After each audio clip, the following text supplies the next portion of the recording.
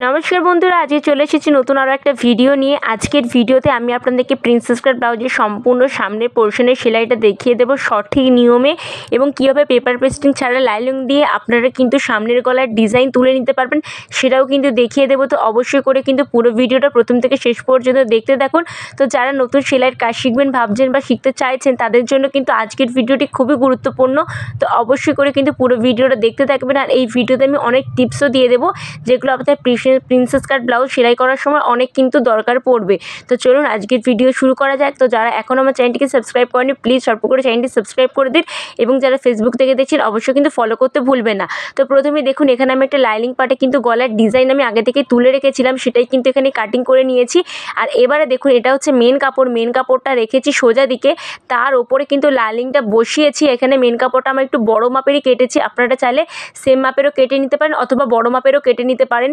তারপর ঠিক যেরকম ডিজাইনটা আছে সেরকম হুবহু একদম কিন্তু যেরকমভাবে কোণ আছে, যেরকম রাউন্ড আছে সেরকমভাবেই কিন্তু আমি এখানে 2 সুতের গ্যাপিং দিয়ে পুরোটা সেলাই করে নিচ্ছি। আর দেখতে পাচ্ছেন এখানে কিন্তু আমি সোজা দিকের ওপর থেকে সেলাই করছি।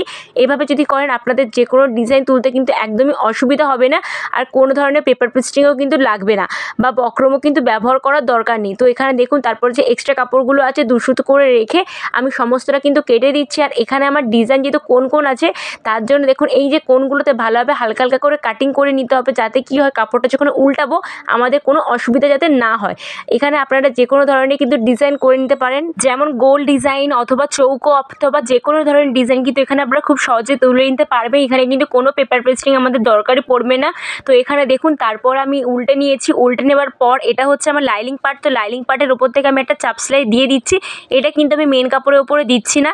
এরপর এটা কেটে নেওয়ার পর এটাকে উল্টে আপনাদেরকে দেখিয়ে দেবো। আর এই যে কাটিংটা করেছিলাম এই কারণে যাতে এরকম উল্টাতে খুবই সুবিধা হয়। তো এখানে দেখুন ঠিক এরকমটা ডিজাইনটা দেখাচ্ছে। এবার এর ওপর থেকে ফিনিশিংয়ের সঙ্গে আমাদের কিন্তু একটা চাপ সেলাই করে নিতে হবে, আর এটা কিন্তু খেয়াল রাখবেন যেন ফিনিশিংভাবে হয়। আর এখানে আমি এমনভাবে কাটিংটা করেছিলাম যেন আমার সুতোগুলো না কেটে যায়, এটা কিন্তু আপনাদেরকে খেয়াল রাখতে হবে। তারপরে দেখুন এরকমভাবে উল্টে নেব। উল্টে নিয়ে এক্সট্রা যে কাপড়গুলো আছে ধার থেকে সেগুলো কিন্তু কেটে টোটালি আমি বাদ দিয়ে দিয়েছি।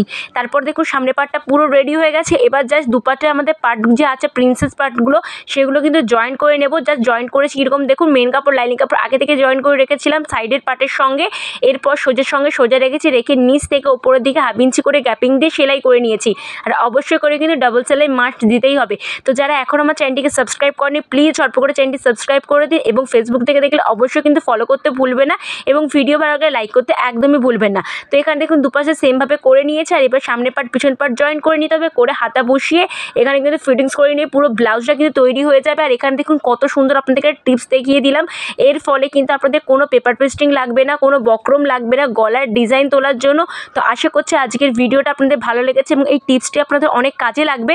ভিডিও ভালো লাগলে লাইক করতে একদমই ভুলবেন না, চ্যানেলটিকে সাবস্ক্রাইব করতেও ভুলবেন না, এবং ফেসবুক থেকে ফলো করতেও ভুলবেন না। তো দেখা হচ্ছে অন্য কোনো নতুন ভিডিও।